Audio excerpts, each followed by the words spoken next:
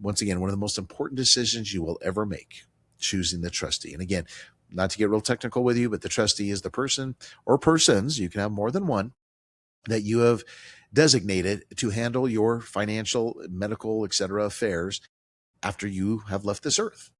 And again, many people spend more time planning, spending months literally planning their trust, creating the trust. Shouldn't take that long. We do it in 2 hours, but they only take a few minutes to decide who's going to manage it. One of the biggest common questions I receive. So when people create their trust, they spend their time talking about the trust itself, but also here's what I want to have happen to my house, to my investments, who I want as my beneficiaries. But today I want to talk to you about something I believe is just as important, if not more, which is the person who will carry out those wishes. And that person is called your trustee, because choosing the wrong trustee can create confusion. It can create family conflict. It can create delays. And most importantly, I've seen it create a tremendous amount of unnecessary stress. So choosing this trustee is extremely important. Maybe one of the greatest gifts you can ever give your family is choosing the right person. But the question I always get is, what do I look for in a trustee? And I'm going to cover what I want you to think about. So let's start with, I've called these factors. Okay, so you're going to hear me say factors. I've got 10 of them that I've created. Let me tell you about factor number 1, integrity. Remember, I'm going to repeat this a couple of times because many people do not know this. It has to follow fiduciary rules, meaning they've got to handle the money like a prudent investor. They've got to handle your estate like a prudent investor, meaning it's all about the estate. It's not about them. Okay, so ethics are critical, and hence why I titled the first one integrity. So the first question you ask is, can this person be trusted?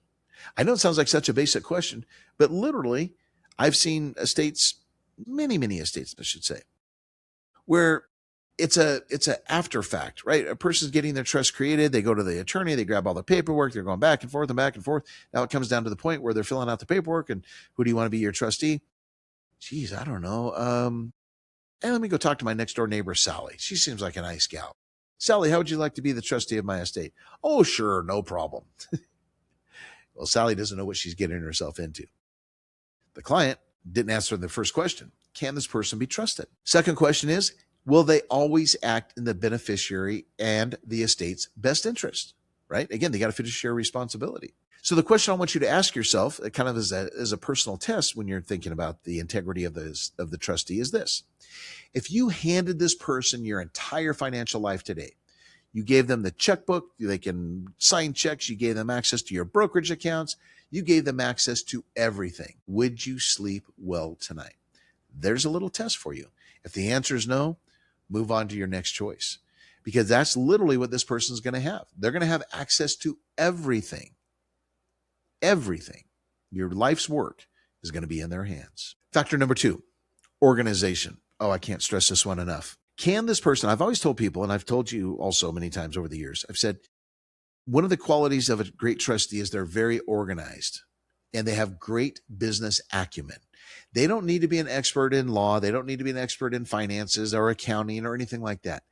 But they do need to know a little bit about a lot of different things. But when it comes to organization, there's going to be a bunch of paperwork flying back and forth between all the financial institutions, the beneficiaries, maybe the court system if things weren't done correctly. Bottom line, it's going to require a person that is extremely organized.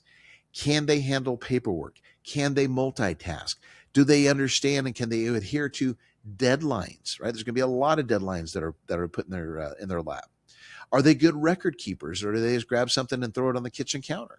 Can they communicate with professionals like myself, with accountants, with attorneys? Do they have the ability to have attention to detail? Because literally an I not dotted, a T not crossed, you get my point, can really mess everything up. So being a trustee is a job. And that's the other thing that you must emphasize when you select your trustee.